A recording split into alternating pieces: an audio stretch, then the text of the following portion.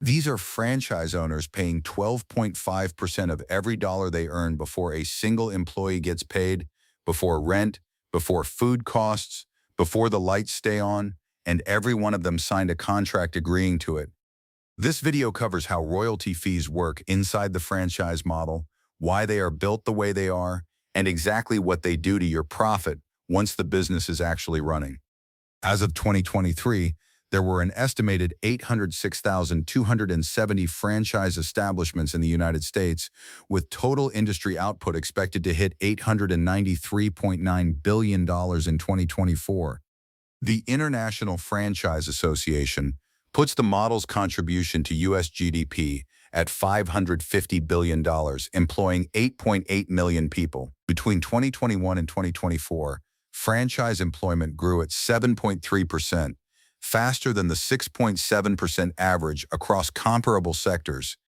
This is not a niche corner of the economy, and that scale matters for what we are about to get into, because when something operates at this size, it develops its own power dynamics. The single most important one in franchising is this: the franchisor makes money on your gross sales, and you make money on what is left over. Those two things are not always the same direction. A royalty fee is an ongoing payment, weekly or monthly, calculated as a percentage of gross sales, not profit. Gross sales, the number before you subtract cost of goods, labor, rent, or anything else. The franchisor does not care whether you are profitable. Their percentage applies before your expenses enter the picture. The average royalty across the industry lands at approximately 6.7%, with the typical range sitting between 4% and 12%. The International Franchise Association puts the food service range at 5% to 9% of gross sales, and they note explicitly that this ends up being a larger financial commitment than the initial franchise fee in most cases. Read that again. The royalties you pay over time will, in most cases, exceed what you paid to get in the door. Now, 6% or 7% of gross sales might sound manageable in isolation, and that is exactly the problem, because it is never in isolation. Royalties are layer one. On top of them sits a series of additional mandatory fees that most buyers either miss or discover too late. Layer two is the advertising fund, usually 1% to 3% of gross revenue, pooled into a national or regional marketing fund managed by the franchisor, spent however the franchisor decides. Layer 3 is a local marketing requirement mandated by 55% of franchisors, averaging another 2% of revenues on top of the brand fund. Layer 4 is technology fees, mandatory proprietary software that costs between $200 and $800 per month, covering point-of-sale systems and platforms the franchisor selects and requires you to use. And then there are supplier markups, which never appear in royalty discussions but function exactly like an additional fee.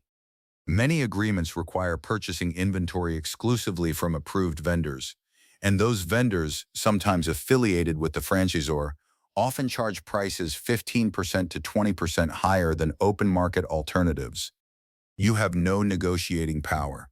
The contract specifies the supplier. Across 1,842 franchise systems analyzed in one study, the average royalty rate came in at 7.1%, but the average total ongoing fee rate, royalties plus advertising fund plus technology fees, landed closer to 8.7%. That 1.6 percentage point gap is what most buyers never account for. In food service specifically, combined fees often total 8% to 10% of revenue. All of it comes off gross sales, before your expenses. Which brings us to the math that breaks most people. A 6% royalty on gross sales can represent 20% or more of your net profit. That one sentence explains most of what goes wrong in franchise ownership. Quick service restaurant profit margins generally hover between 6% and 9% before fees. On a $1 million revenue location running a 7% pre-fee margin, the owner has $70,000 in operating profit. A combined fee burden of 8% takes $80,000 off the top of that same revenue. The location is now losing money before the owner draws a dollar. And the asymmetry with corporate is worth naming directly, McDonald's corporate net margin as of mid-2025 was 32.21%. For every $100 the corporation generates, $32 becomes net profit. A typical individual McDonald's franchisee runs a location-level margin between 6% and 25%. The gap exists because the corporation collects fees without bearing the cost of running individual locations. The franchisee bears those costs. The franchisor collects the percentage either way. McDonald's started charging franchisees a service fee of 1.9% in 1955, raised it over the following decades, and held it at 4% for 29 years. In September 2023, the company announced its first royalty increase in nearly 3 decades, raising the rate to 5% for new locations effective January 1, 2024. A typical McDonald's generates $3.6 million in annual revenue, meaning that single percentage point added $36,000 in annual fees per location. The National Owners Association, representing more than 1,000 McDonald's operators, called the announcement an extremely hectic day, and a quarterly franchisee survey rated the relationship with corporate management at 1.71 out of 5 that same period. What gets overlooked is that McDonald's also charges rent as a separate percentage of revenue, ranging from approximately 10% to 15.75% or higher depending on development costs, entirely separate from the royalty and often larger. Subway charges a base royalty of 8% plus an advertising fund of 4.5%, totaling 12.5%, the highest combined fee burden in QSR franchising. The typical Subway location generated just $365,000 in revenues in 2021, meaning 12.5% of that went to corporate before a single operational expense was paid. When delivery platforms entered the picture with commissions of around 20%, franchisees were effectively making a profit on roughly 2/3 of their sales, before labor, food, rent, and utilities. A group of operators publicly asked shareholders to cut the royalty from 8% to 4.5%, writing in an open letter that the fee should not be one of the highest in the industry during the worst economic collapse since the Great Depression. Subway responded by rolling out a new franchise agreement that raised the rate further, to 10% for operators who rejected the new conditions. One franchisee put it this way in a published interview: "The biggest problem is that Subway is working against us." Franchise consultant John Gordon identified the structural truth publicly. The royalty arrangement is an economic transfer from franchisees to the corporation because the corporation gets paid on gross sales whether individual operators succeed or not. Chick-fil-A sits at the far end of the spectrum. The operator entry fee is $10,000. Low because Chick-fil-A, not the franchisee, pays to open each restaurant, covering costs that run from $343,000 to $2 million. In exchange, the company takes 15% of gross sales plus 50% of profit before tax, the steepest structure in QSR by a wide margin. At the average location generating around $4.1 million in annual sales, the operator nets an estimated $200,000 per year after overhead and royalties, working out to roughly 5% to 7% of revenue, with no equity in the business, no asset to sell, and an acceptance rate for new operators estimated at below 1%. Everything discussed so far is in a document you are legally entitled to before signing anything. The Franchise Disclosure Document, or FDD, must be provided at least 14 days before any agreement is signed or money changes hands, and it contains 23 standardized items covering every fee, every lawsuit, and every financial disclosure the franchisor chooses to make. Items 5 and 6 list every ongoing fee.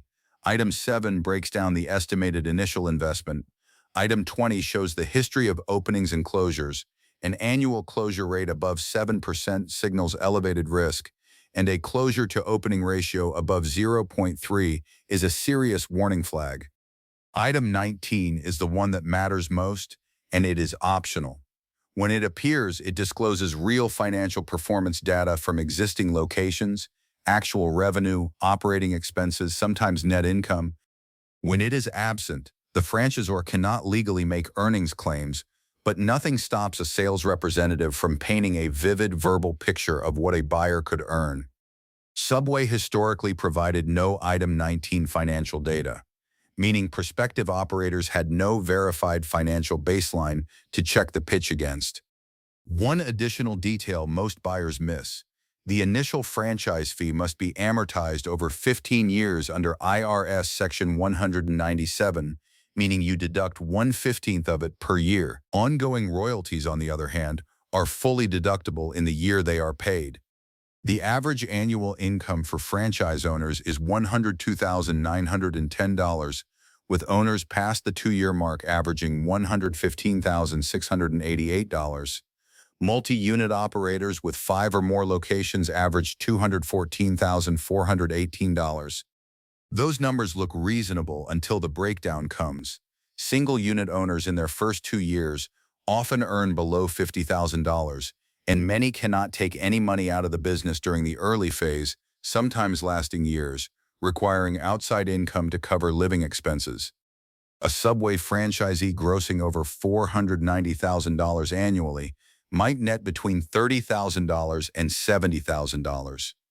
QSR owners, as a general benchmark, keep 10% to 20% of gross revenue as pre-tax profit after all fees and operating expenses. On $1 million in sales at a 10% margin, that is $100,000 before taxes and before debt service on any financing used to buy the franchise. And the failure rate myth deserves direct attention. The widely repeated claim that franchises have a 90% success rate traces back to a misquoted, now retracted study and has no credible research behind it. SBA loan data shows 20% to 25% of franchise loans default within 10 years, with default rates ranging from under 5% for the strongest brands to above 40% for the weakest. Franchises do outperform independent businesses on survival. Independent failure rates run around 50% over 5 years versus 20% to 25% for franchises, but the gap is not what the sales pitch suggests. Calculate the total fee stack first: royalty plus advertising fund plus local marketing plus technology fees, and apply that combined percentage against realistic operating margins for the specific category, not the optimistic projections in the presentation. If the total fee burden exceeds the category's typical margin, average performance will not produce a profit. Read Item 19 if it exists, focusing on median unit volumes rather than averages, which get pulled upward by top performers. If Item 19 is absent, talk to current and former franchisees directly and ask specifically about unexpected costs, not just revenue. Check Item 20 closure data. Find out whether the agreement includes minimum royalty payments that apply regardless of sales. Investigate supplier requirements and whether approved vendors carry markups compared to open market alternatives. The franchise model works when it works for a clear reason: a proven system, a recognized brand, and infrastructure that an independent operator could not build alone. That value is real. The royalty covers something genuine: the name recognition that brings customers to the door, the supply chain, the training, the operations support. But the structural tension never disappears. The franchisor earns on gross sales, the franchisee earns on what remains. When corporate runs a promotional campaign that drives traffic at thin margins, the royalty income goes up for the franchisor regardless of whether franchisee profit follows. That calculation lands on the operator, not on corporate. A 6% royalty on gross sales can represent 20% or more of your net profit. That sentence belongs at the front of every franchise sales presentation. It does not appear there, but it lives in the math, and now it lives in your understanding of how this works. Run the numbers before you fall in love with the brand. Talk to operators who have been in it for 3 years or more, and treat the FDD as the document that tells the truth the sales call cannot.